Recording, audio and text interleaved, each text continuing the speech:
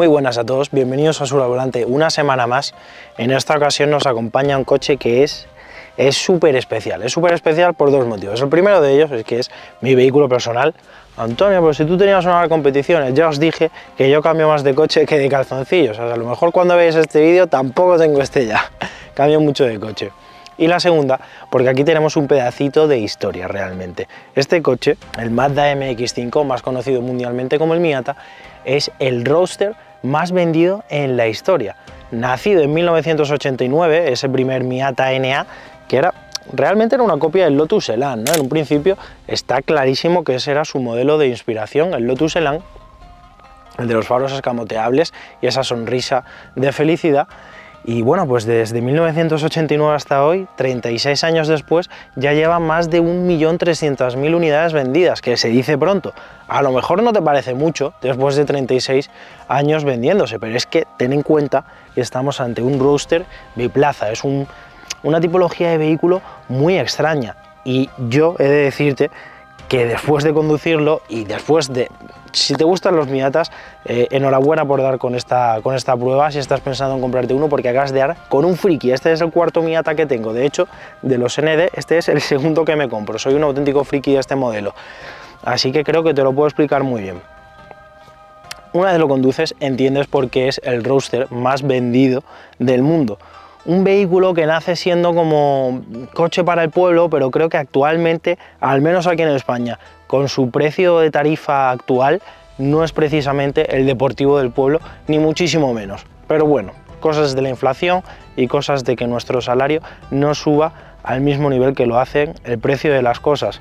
Vamos a verlo y os comento qué me está pareciendo a mí este coche, que es mi vehículo personal y que, por cierto, Christian von Koenigsegg, sí, el creador de Koenigsegg, el coche, esos coches con más de 1000 caballos de potencia, pues dice que si solo pudiese conducir un coche en su vida sería el Miata. Probablemente se refiere a la primera generación, no a la esta que tenemos aquí, pero por algo será.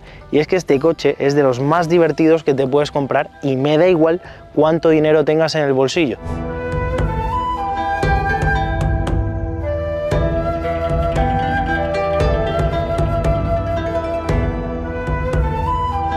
...3.915 milímetros de largo, una batalla de 2.310 milímetros, 1.735 milímetros de ancho y tan solo 1.225 milímetros de alto. Este coche es una pulguita. A nivel de diseño lo ves y es precioso, es espectacular, al menos a mí me lo parece, pero también es enano. Cuando lo ves pululando alrededor, aquí solo no se nota tanto, pero cuando lo ves pululando alrededor de los demás coches, pues te das cuenta de lo pequeñito que es.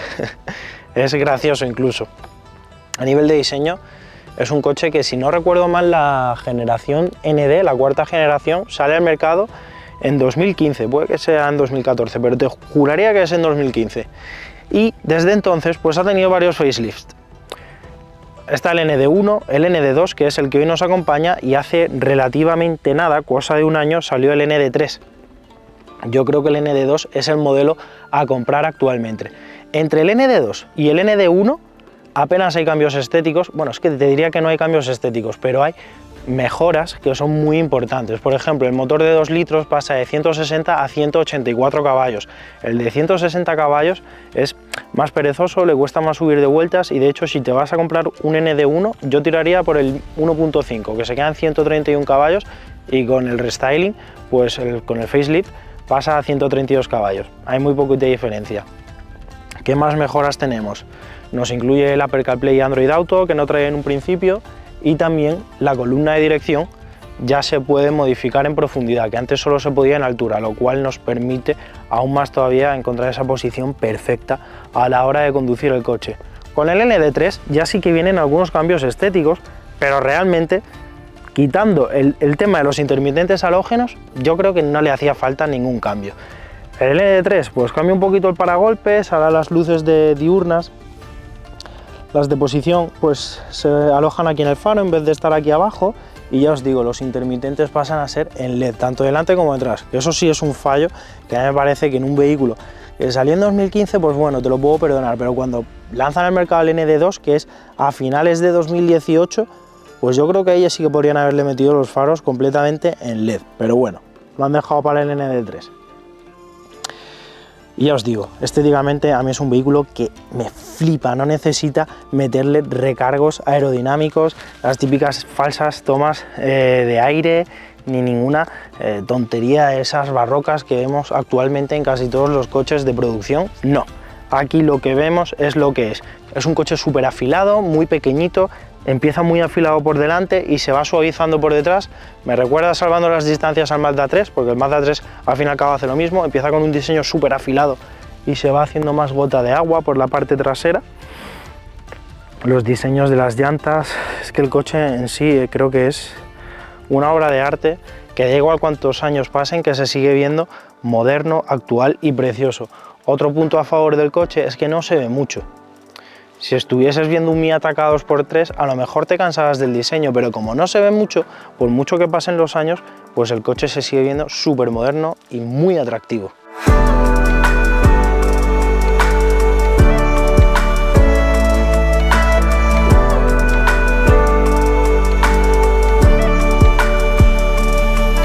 Detallillos tontos que a mí no me gustan del Miata y que también creo que has de revisar a la hora de comprarte uno si te lo vas a comprar de segunda mano. Lo primero es la capota. Fíjate que la capota no choque con el protector de cabezas que tenemos detrás del asiento, porque si lo hace es probable que acabe rompiéndote la capota y tengas que cambiarla. Hay algunas unidades en concreto que están afectadas y no sé si esto con el paso de los años acabaron solventándolo. También sé que esto sí que sé que con el paso de los años acabaron quitándolo, pero no sabría decirte en qué año se solucionó el error. Los discos de freno, no recuerdo si los delanteros o los traseros, empiezan a hacer ruido, empiezan a charrasquear a partir de ciertos kilómetros y te toca cambiar todo el sistema de frenada y es un pastizal. Otra cosa que no me gusta nada es esto. Cuando cierras la puerta, por Dios, no hay nada de aislante aquí dentro. Yo entiendo que quieres hacer un coche ligero, que cuanto menos pese mejor, pero tampoco creo que haber metido un poquito de aislante aquí dentro hubiese aumentado muchísimo el peso y mejora esa sensación de calidad, de solidez, porque cierras la puerta y te da la sensación de que se va a desarmar, que luego no pasa. Pero bueno, es un detallito ahí tonto que me da mucha rabia. También el color rojo.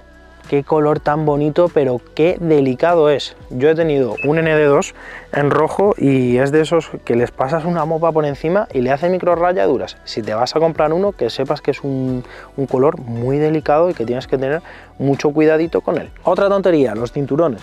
Los cinturones, con el paso de los años de usarlos, pues al final no se recogen y se quedan ahí sueltos. Tienes que recogerlos y meterlos tú, porque si no se van a quedar ahí y queda feísimo. Disculparme por la voz, pero vuelvo a estar malísimo otra vez más y me cuesta un poquillo hablar.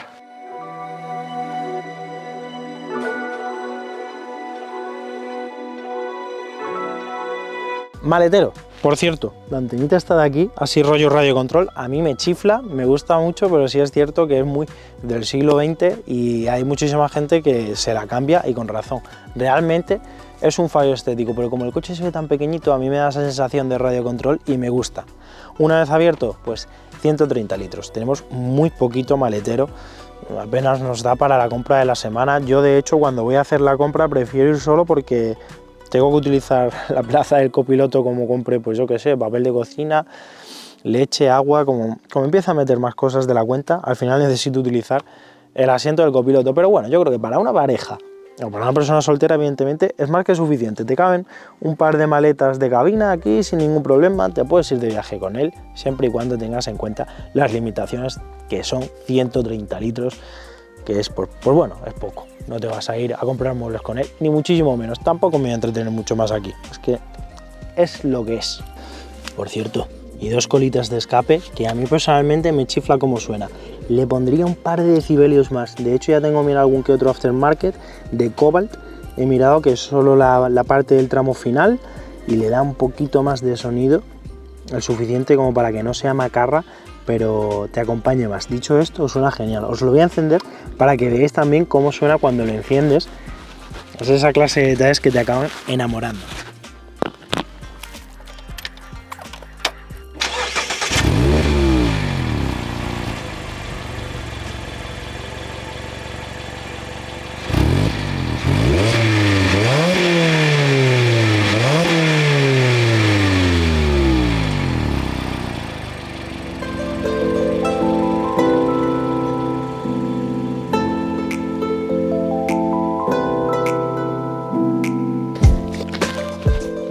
vamos con el interior.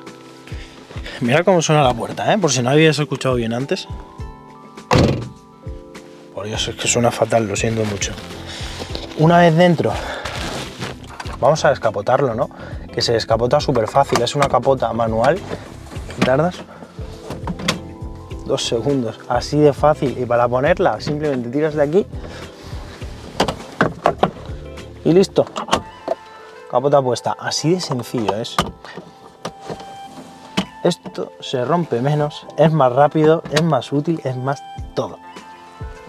Una vez abierto, nosotros tenemos la edición Blue Cap, que tiene estos asientos en color marrón y la capota en color azul marino, que me parece precioso. Yo creo que es un interior hiper bonito, me encanta. O sea, lo tienes todo al alcance de la mano, es muy sencillo y no necesitas más.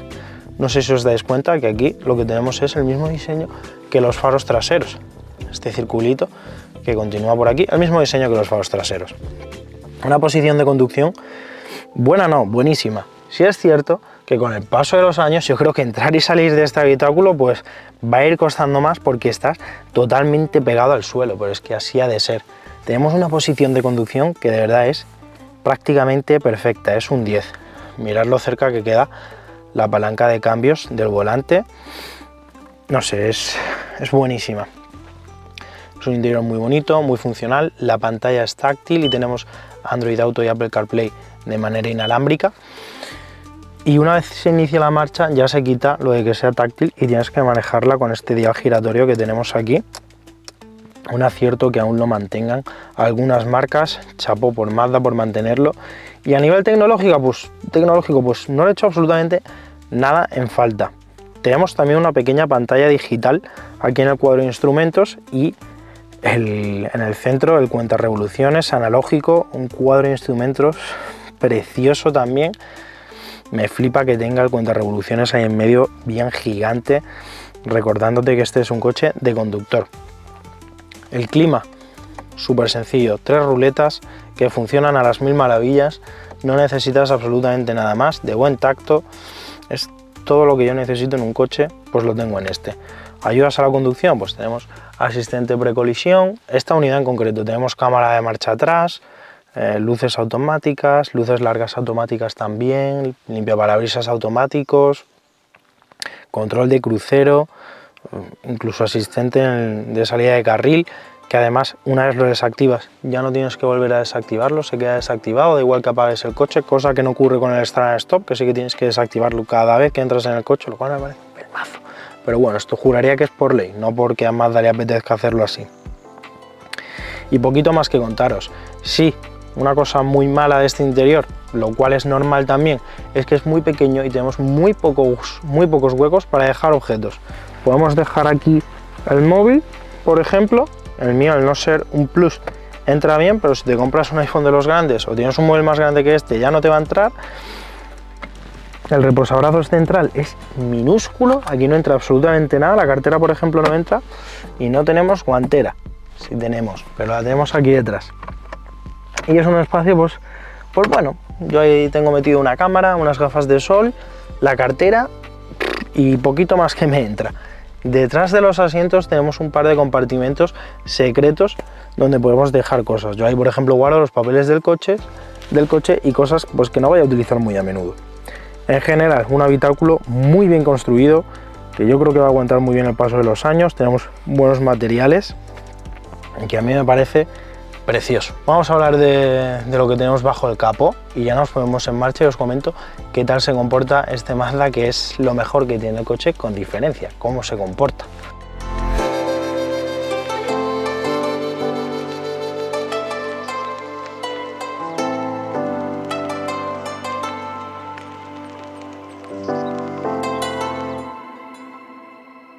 Bajo el capó tenemos una maravilla que, bueno, pues está desapareciendo. De hecho, Mazda también ha dicho que va a dejar de fabricarlo, que es el 2 litros de 184 caballos. Un motor de estos, pues, que ya no se hacen. Es un 2 litros atmosférico que sube como un endemoniado de vueltas.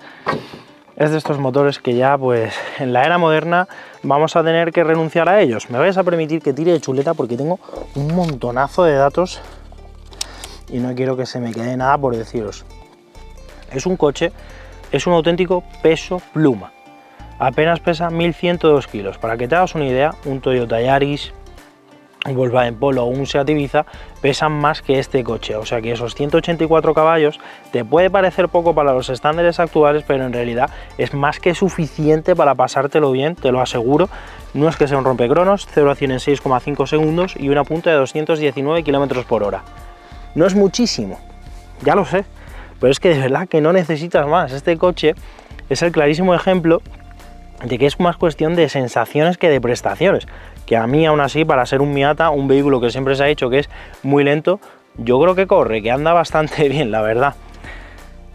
Según ciclo WLTP, 6,9 litros a los 100 kilómetros, de hecho es lo que me marca a mí ahora mismo, pero claro, ahí en mi contador tenemos 1200 kilómetros que le he hecho de autovía en estos últimos días. En realidad el consumo es algo más alto, pero te rondará en torno a los 7,8 u 8 litros a los 100. Yo, para ser un 2 litros atmosférico de 184 caballos, no me parece un consumo alocado ni muchísimo menos. Es un coche que se puede mantener sin ningún problema, que su mantenimiento es muy sencillo. Bloque y culata de aluminio con una relación de compresión altísima, 13 a 1, como nos acostumbra Mazda, con relaciones de compresiones muy altas. Dicho esto, BB95, no te preocupes por esa relación de compresión, que no tienes...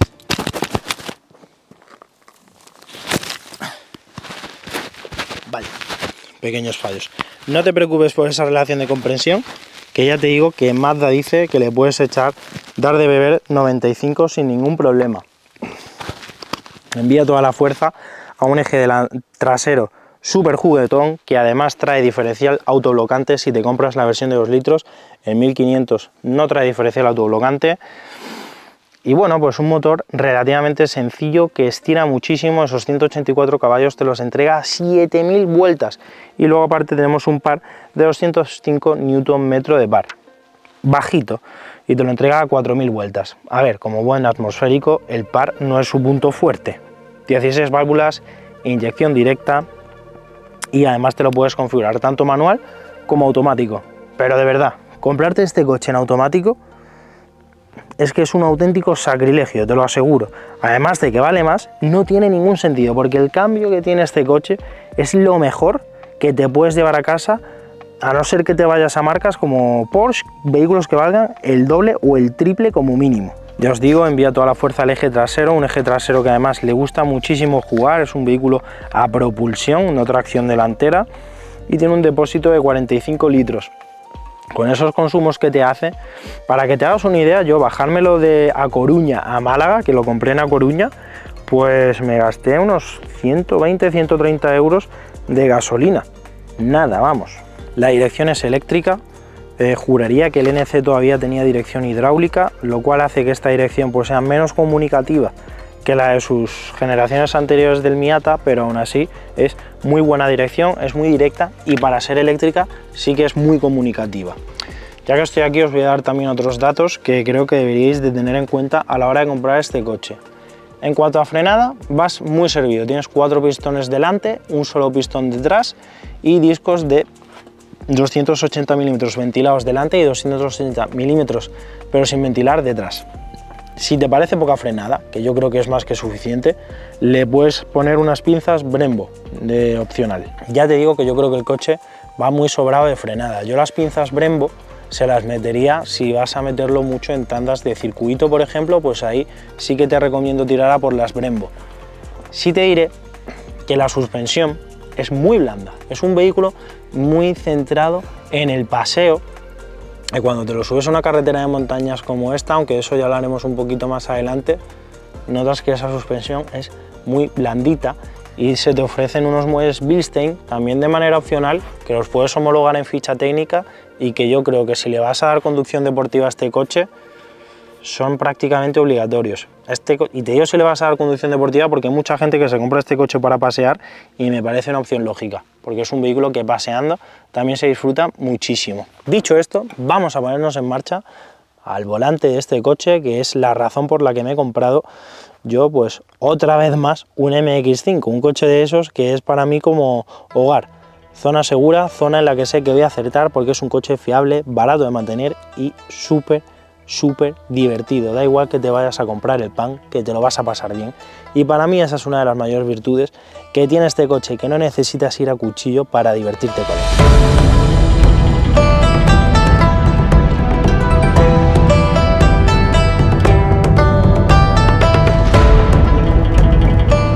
Qué placer de conducción. Tiene un cambio que es que incita al maltrato, o sea, te dan ganas de cambiar de marcha. Voy a subir las ventanillas. Te dan ganas de cambiar de marcha incluso cuando no tienes que hacerlo. Pero es que es delicioso el tacto que tiene. El volante queda justo donde quieres, tienes una posición de conducción que vas totalmente pegado al suelo. Esto cuando estás en uso urbano, por ejemplo, pues hace que parezca que vas tumbado en la carretera porque no ves a la gente, solo ves puertas mientras conduces. Pero bueno, le quitas el techo y puedes ver el cielo, cosa que el resto, la gran mayoría, no puede hacer. En una carretera de montañas como esta, que yo creo que es el hábitat natural de este coche, es el hábitat natural de este coche para conducirlo de dos maneras distintas dependiendo de la suspensión que lleves. Si traes la suspensión de serie, que es la que trae la unidad que yo tengo, y si pasado el verano sigo teniéndolo, probablemente se lo cambie, porque es una suspensión muy blandita, es una suspensión tirando muy para el confort de marcha y bueno, pues sinceramente hace que el coche barquee mucho más de la cuenta y te dé mucha más sensación de flotabilidad de la que debería de darte cuando lo llevas rápido. Creo que es una pena porque es un vehículo que está tan bien hecho que, claro, le metes los Bilstein y es otro mundo, es otra historia. Cuando le metes los Bilstein en conducción deportiva, para mí es un vehículo perfecto. Perfecto porque es un vehículo que tienes que jugar con el cambio para llevarlo alto de vueltas todo el rato, además de que tiene un tacto delicioso, la entrega de potencia como lo hace es súper delicioso, es un vehículo ligero, propulsión, es una receta perfecta, tiene un chasis que es una maravilla de conducir. Si Christian von Koenigsegg dice que si solo puede volver a conducir un coche sería un Miata, por algo será. Y yo doy fe de ello, he conducido coches muchísimo más rápidos, pero más divertidos, más placenteros de conducir que este, es que te diría que ninguno, porque hay coches que lo conduces una vez y son más divertidos que este, pero con el paso del tiempo, como son más radicales, que te incitan a llevar el cuchillo entre los dientes todo el rato, pues al final te acabas cansando. Con este no. Este es un coche que puedes ir a comprar el pan y ese tacto delicioso que tiene hace que sea placentero ir a comprar el pan. Es el coche, es el típico coche que aunque tu destino esté a 5 minutos, dices, cojo el coche, voy con el coche. Te dan ganas de hacerlo. O sea, yo para ir a trabajar tengo la 125 que llegaría 1000 veces antes si fuese con la moto, y veo el coche, es como, me voy con el coche. O sea, es que no lo puedo evitar, no puedo evitarlo, necesito conducirlo, me lo pide el cuerpo. Es dulce, tiene un tacto, cómo sube de vueltas, el sonido que tiene, cómo lo hace todo. Yo creo que la palabra que mejor lo define es dulce. Dicho esto, si vas a hacer mucha conducción deportiva, Bilstein, sí o sí. Si no, pues es verdad que esta suspensión, al ser más blandita, pues hace que en el día a día el vehículo pues sí que sea más placentero. Entonces entiendo la filosofía de Mazda de crearte esta suspensión con muelle blandito o dejarte que tires al Bilstein según tus preferencias. Los asientos son muy cómodos, yo me lo he bajado de A Coruña y cero dolores, la verdad. Tal vez un poco la rodilla, sí que vas un poco con la rodilla doblada y al final te acaba doliendo, pero bueno, yo también tengo la rodilla tocada, así que imagino que eso tiene mucho que ver. Tenemos un buen sistema de climatización. La insonorización, pues no es muy buena, como entenderás, con una capota de lona y un vehículo que vas pegado al suelo, pues no es su punto fuerte. Se puede mantener una conversación aquí dentro a 120 en autovía con la capota puesta sin ningún problema, y con la capota bajada te diría que puedes tener una conversación fluida sin ningún problema por debajo de 100. A partir de 100, por encima de 100 a lo mejor ya te empieza a costar un poquito más, dependiendo también del viento que haga ese día. La dirección es deliciosa también, es un auténtico cuchillo, está súper afilada, a lo mínimo que la giras el coche ya se lanza al vértice de la curva.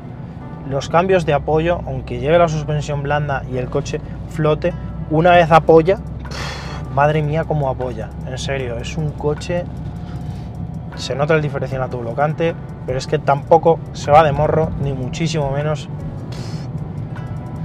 Es perfecto, es una conducción prácticamente perfecta, de verdad. Es una auténtica gozada conducir este coche. La tracción trasera, si desactivas los controles, es muy juguetona, puedes soltarlo de atrás sin ningún problema. De hecho, como nunca hayas llevado tracción trasera, te puedes llevar algún que otro susto, aunque el vehículo es muy noble, muy predecible y no te hace ningún feo en ningún momento. O sea, si se va a ir, te avisa de que se va a ir. El tacto del pedal de freno también es muy bueno, no es esponjoso, tampoco es excesivamente duro. A mí me gusta mucho cómo funciona. Mirad cómo sube esto de vueltas. 7500 vueltas ahí. Es que es increíble lo bien que sube.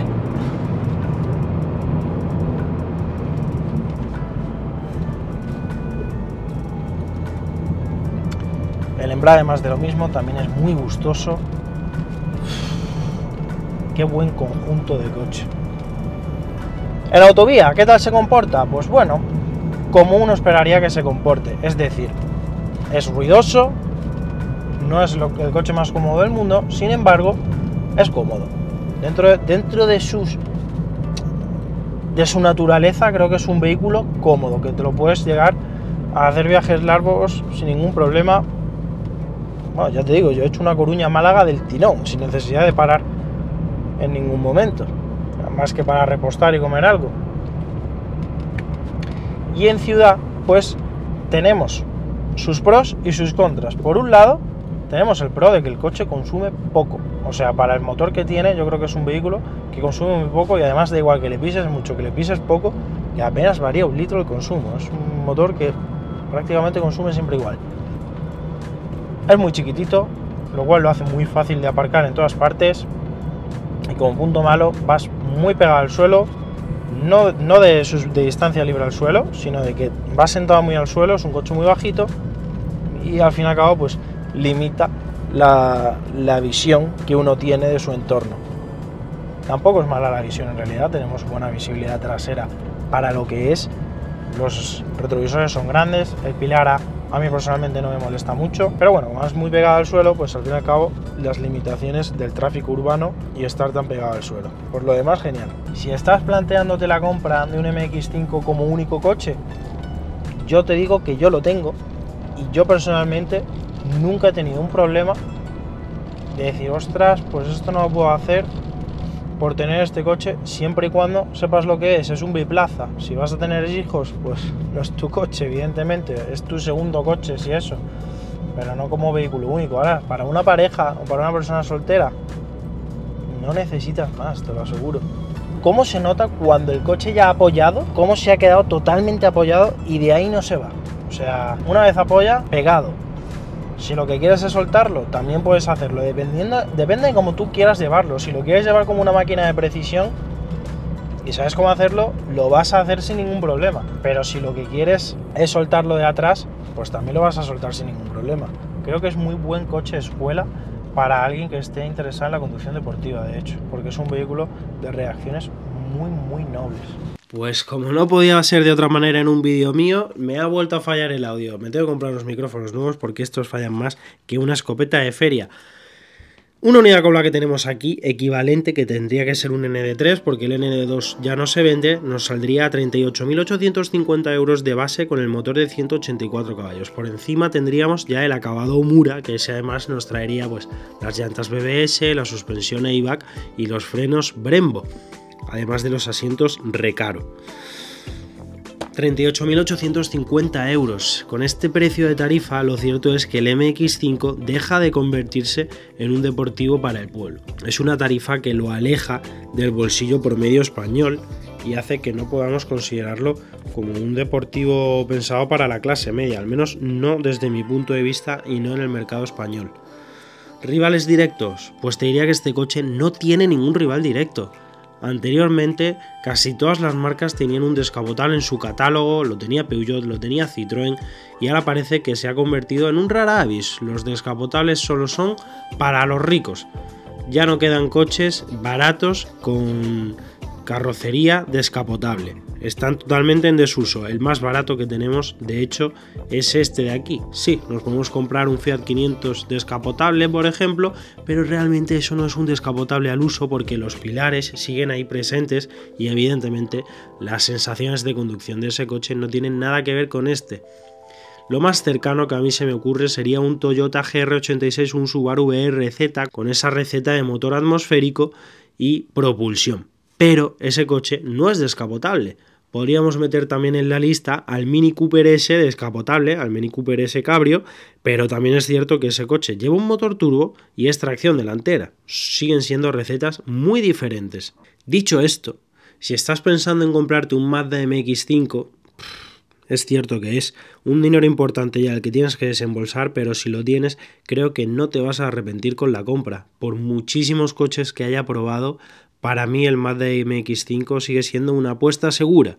Es de esos coches que sabes al 100% que te vas a divertir sin necesidad de ir a cuchillo. Para mí es un as en la manga que tener cuando no sé qué comprarme, y de hecho ya os digo, es el cuarto MX-5 que me compro porque me parece de los mejores coches que te puedes llevar a casa calidad-precio. Cualquier duda que tengáis, dejádmela en los comentarios y la responderé lo más pronto que pueda. Un saludo.